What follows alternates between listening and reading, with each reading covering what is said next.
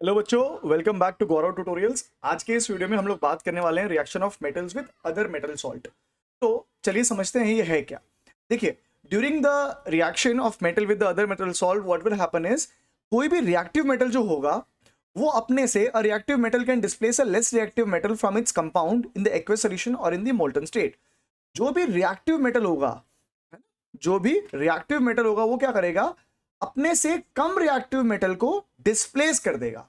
मतलब कुल मिला के क्या हो रहा है, डिस्प्लेसमेंट रिएक्शन हो रहा है। ठीक है, तो हम लोग को एनसीईआरटी के अंदर एक एक्टिविटी दे रखी है। एक्टिविटी नंबर है 3 आई गेस 3.1 इट इज 3.12 3.12 है activity number. Just a minute. हाँ जी, so what we have is, हमारे को एक क्वेश्चन दिया हुआ है। ये एक्टिविटी है 3.12। हमको एक क्वेश्चन दिया है कि व्हाट विल हैपन अगर हम आयरन को डिप करते हैं कॉपर सल्फेट के सोल्यूशन में। तो यहां पर हमारे पास आयरन है, इसको हमने डिप किया कॉपर सल्फेट के सोल्यूशन में, और दूसरी ट्यूब है, let's call this tube X and this as Y. Y tube में हमने कॉपर को डाला है आयरन सल्फेट के सोल्यूशन में, और हमें पूछा गया है कि क्या होगा। तो पहले ये रिएक्शन लिखते हैं, ये जो हमने स्टेटमेंट पढ़ा है उसका रिएक्शन लिखते हैं, फिर आपको मैं इस पूरे के पूरे एक्टिविटी के बारे में समझाता हूँ। तो मेरे पास हुई एक मेटल ए, ठीक है, इसको मैं किसके अंदर डाल रहा हूँ, मेटल बी के सोल्यूशन के अंदर, मेटल बी सोल्यूशन के अंदर। तो what will I get is, I will get solution I mean salt solution of metal A plus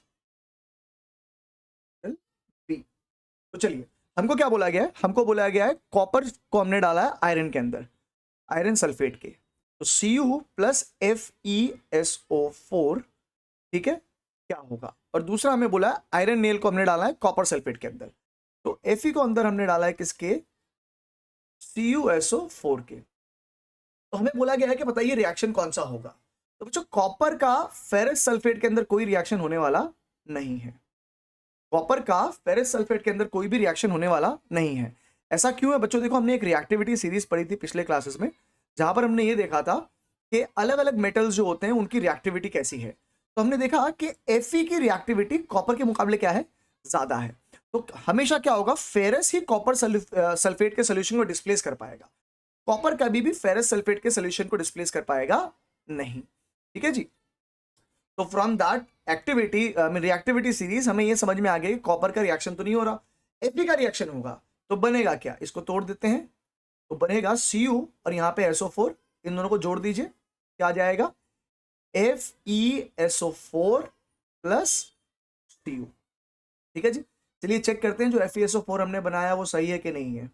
Fe की वैलेंसी यहाँ पे +2 है और SO4 की -2 है।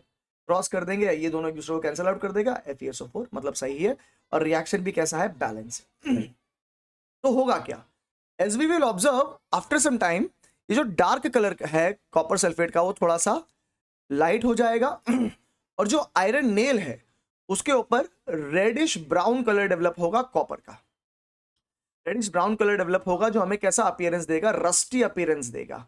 ऐसा लगेगा कि उसके ऊपर जंग लग रही है, कॉपर का डिपोजिशन हो रहा होगा वहां। ठीक है, तो ये एग्जांपल है डिस्प्लेसमेंट रिएक्शन का। तो आज के वीडियो में इतना ही था, छोटा सा वीडियो है, आई होप आपको समझ में आया होगा। अगर ऐसा है तो आप वीडियो को लाइक कर देंगे और अपने दोस्तों के साथ में शेयर करके खुद भी सब्सक्राइब करें और उनसे भी करवाएं। उम्मीद करता हूं आपको वीडियो समझ में आया होगा।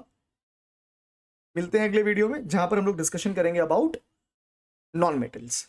तब तक के लिए अपना बहुत बहुत ख्याल रखें, एंड या गॉड ब्लेस यू।